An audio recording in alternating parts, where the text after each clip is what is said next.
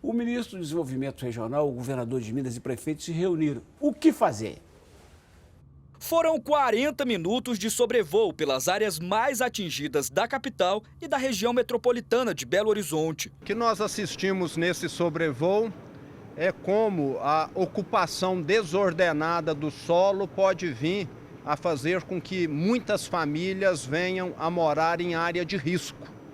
Sabemos que muitos não têm recursos para comprar uma casa, até um dos pontos que colocamos com o ministro é a reativação de programas habitacionais que poderiam amenizar essa questão de famílias irem para verdadeiros despenhadeiros e fazem ali a sua habitação e numa chuva aquilo está sujeito a um deslizamento, que é exatamente o que aconteceu aqui na região metropolitana. Prefeitos de 8 cidades mineiras estiveram presentes na reunião, que contou ainda com a presença do ministro do Desenvolvimento Regional, Gustavo Canuto.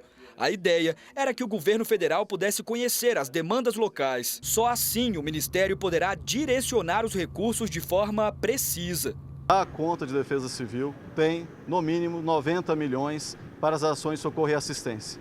Mas isso não quer dizer que esse recurso é o único recurso disponível. Há possibilidade de remanejamento, entre outras rubricas orçamentárias, vai depender da demanda que for apresentada pelo Estado e pelos municípios. Nós verificamos no sobrevoo uma necessidade que não é das gestões de hoje, são de gestões inúmeras, um passado, um passivo, de ocupações irregulares, causaram possibilidade de deslizamento, necessidade de fazer obras de contenção de cheias, uma infraestrutura diferenciada de saneamento, todas políticas que são essenciais para que a gente possa trazer um mínimo de convivência com esses desastres. É essencial que nós possamos preparar as cidades da melhor maneira possível. O governo decretou situação de emergência em muitas cidades do estado. Raposos, uma das mais afetadas pelas últimas chuvas, integra essa lista. Nós estamos lá com mais de 1.000 desalojados, tá? Tem residências ainda que a gente não conseguiu chegar, porque as águas estão baixando ainda e o Rio das Velhas dá muito barro, tá? Então, hoje a cidade, desde sexta-feira, ficou debaixo d'água e a gente tem um ponto muito crítico, que é a ponte, que é a única entrada da cidade, né? Onde a gente surgiu até boato, quando ela sumiu na água, de algumas pessoas colocou na internet que ela tinha caído, né? É o único acesso que a cidade tem. Então, graças a Deus, ela está lá, então o acesso ainda falta recuperar.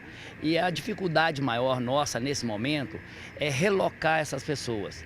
Nós estamos com as escolas municipais, com número de pessoas expressivo, as pessoas indo para a casa de parente. Precisamos agora, de imediato, coisas de higiene pessoal, colchão, cesta de alimentação, porque assim, o pessoal perdeu tudo. O pessoal saiu de casa com a roupa do corpo. Em Betim, a situação é semelhante. Dezenas de pessoas ficaram desabrigadas. Na geração de novas casas populares para realocar as pessoas em área de risco, são cerca de 1.500 moradias. Que precisamos, são pessoas de baixíssimo poder aquisitivo, portanto, há necessidade realmente de um volume de recursos grande. E se pensarmos em toda a região metropolitana, a situação é ainda pior. Nós temos aqui na região metropolitana, eu calculo que tem a necessidade de 20 mil moradias urgentes.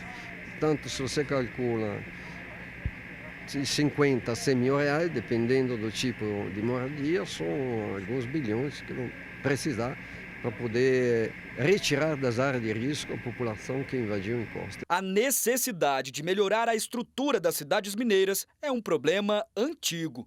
A previsão é que assim que as demandas forem levantadas e os repasses feitos, as obras tenham início. Obras de infraestrutura deverão ser feitas assim que o tempo possibilitar, principalmente aquelas que estão impedindo algum tipo de acesso.